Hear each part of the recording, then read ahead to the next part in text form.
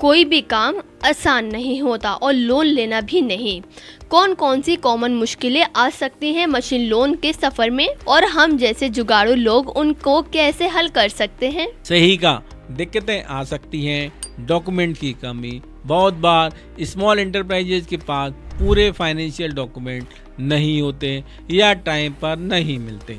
समाधान है, पहले से तैयारी करो और अगर कुछ नहीं है तो सीए से प्रोविजनल बनवा लो या अल्टरनेटिव डॉक्यूमेंट दो। जैसे आईटीआर नहीं भरा तो जीएसटी रिटर्न दिखाओ, जीएसटी नहीं है तो सेल रजिस्टर दिखाओ। बैंक को किसी तरह बोरोवर के बिजनेस के प्रूफ ऑफ वॉल्यूम चाहिए होते ही है। अगर क्रेडिट स्कोर कम है, मान लो 650 है, तो सीधा रिजेक्ट हो सकता है या हाई इंटरेस्ट पर ऑफर आएगा।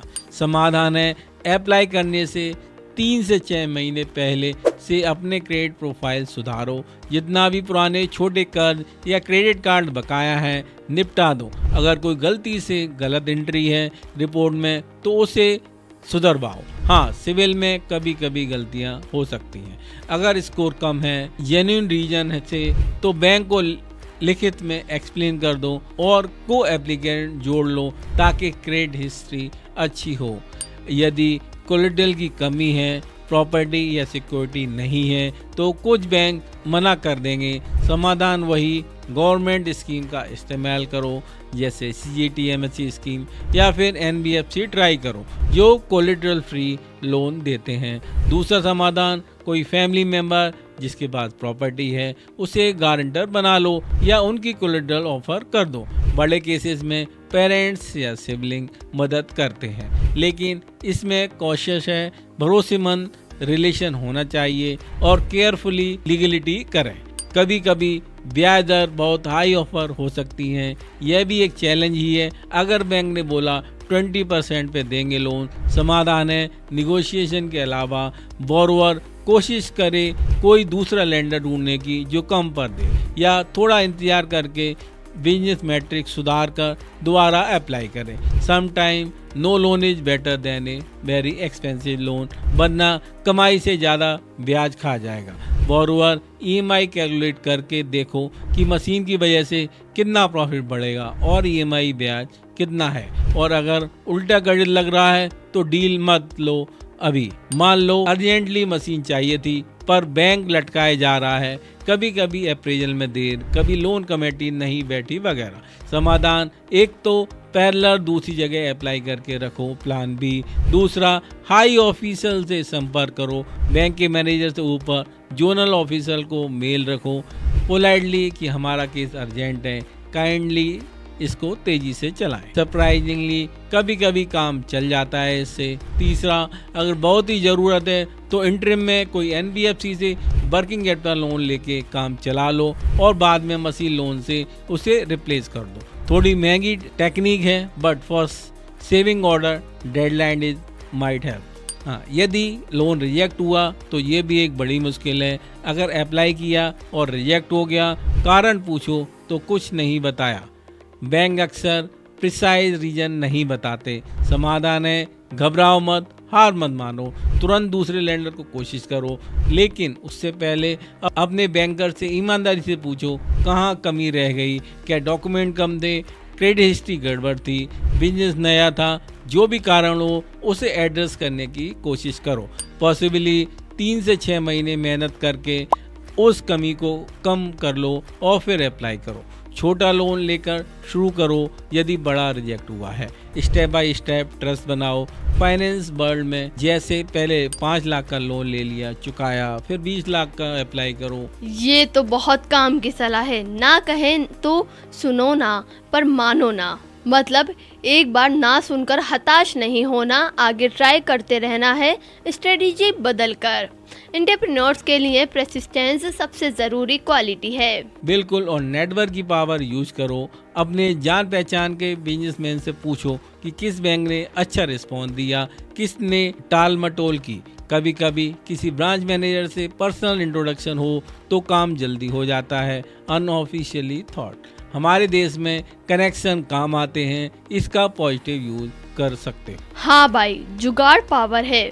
और एक हल और, अगर बैंक लोन नहीं दे रहा और आप फंडामेंटली विश्वास करते हैं कि अपने आइडिया पर, तो हो सकता है आप किसी इन्वेस्टर से पैसे ले लो मशीन लगाने के।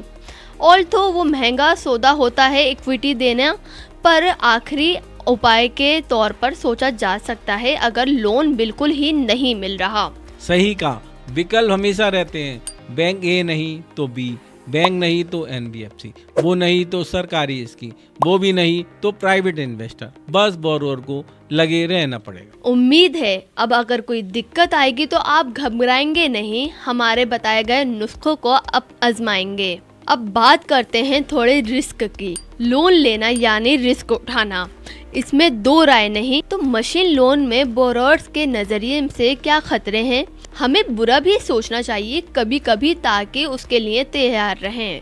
बिल्कुल, अच्छे जनरल मानते हैं कि सबसे खतरनाक सोच है कोई खतरा नहीं। तो हमें पता होना चाहिए कि क्या रिस्क है। बिजनेस ना चला तो सबसे बड़ा रिस्क, मशीन लाकर भी बिजनेस उम्मीद के मुताबिक नहीं बढ़ा तो ईएमआई कैसे भरोगे। Machine itself can not generate money unless orders है। अगर बाजार डाउन चला गया या मशीन से उतना फायदा नहीं निकला जितना सोचा था, तो बोरोवर कर्ज में फंस सकता है, डिफॉल्ट की नौबत आ सकती है, जिससे बैंक कोलेटरल जब्त कर सकता है। इससे सिविल स्कोर वगैरह भी खराब होगा। कभी कभी जोश में लोग ज़रूरत से ज़्यादा लोन ले लेते हैं, बड़ी मशीन, बड़ी किस्तें, फिर कैश फ्लो दब जाता है। पैसा आते ही खर्च करने लगते हैं सोचकर कि लोन के पैसे हैं, और असली बिजनेस जनरेशन पर उतना ध्यान नहीं देते। ये रिस्क है कि ईएमआई का प्रेशर बिजनेस को तोड़ ना दे। अगर फ्लोटिंग रेट पर लोन है तो इकोनॉमी के हिसाब से ब्याज दर बढ़ सकती है। जैसे आरबीआई रेट बढ़ाएगा तो अगले साल बोरोवर की ईएमआई 5% बढ़ सकती है।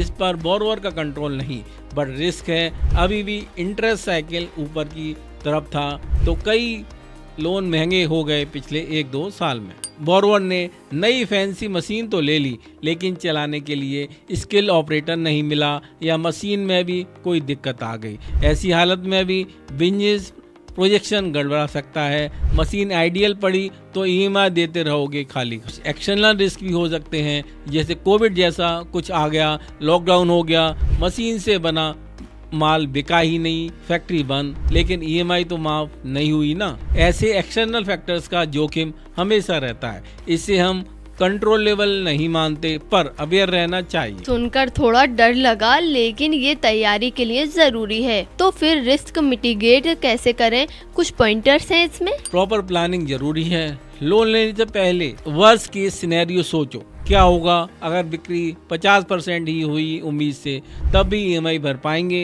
एक कंटीजेंसी प्लान रखो या थोड़ी बफर कैपिटल रखो कि 2-3 ईएमआई बिना कमाई के भी भर सको। अगर श्योर नहीं हो तो पूरे पैसे उधार लेने से बेटर है कुछ खुद लगाओ, कुछ छोटा मोटा लोन ले लो। पहले छोटे स्केल पर मशीन लगाकर देखो आउटपुट कैसा है, डिमांड कैसा है, बाद में अपग्रेड कर सकते हो। जैसे पहले सेकंड हैंड मशीन से शुरू किया जाए, जब ऑर्डर बढ़ गए तब नई मशीन लगा सकते हैं। मशीन का इंश्योरेंस जरूर करा लो, और बिजनेस का भी। कुछ पॉलिसी होती हैं जो लोन रिपेमेंट को भी इंश्योर करती हैं, जैसे बोरोवर की life insurance that cover loan amount, so worst case में फैमिली पर बर्डन नहीं आए। रिस्क को डाइवर्सिफाई करो। अगर एक मशीन पर ही पूरा बिजनेस निर्भर है तो थोड़ा डाइवर्सिफिकेशन रखो, जैसे साइड में कुछ मैनुअल ऑर्डर भी लेते रहो या अलग प्रोडक्ट लाइन भी रखो।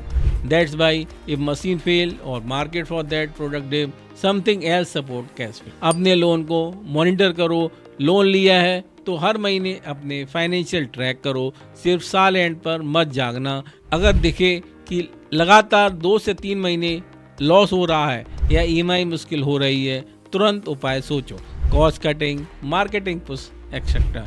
जरूरी हो तो बैंक से बात करके रिस्ट्रक्चर या टेन्योर बढ़ाने की कोशिश करो। ये तो MBA क्रैश कोर्स हो गया रिस्क मैनेजमेंट पर। सच में दोस्तों, रिस्क है तो इश्क है बोले था ना किसी फिल्म में।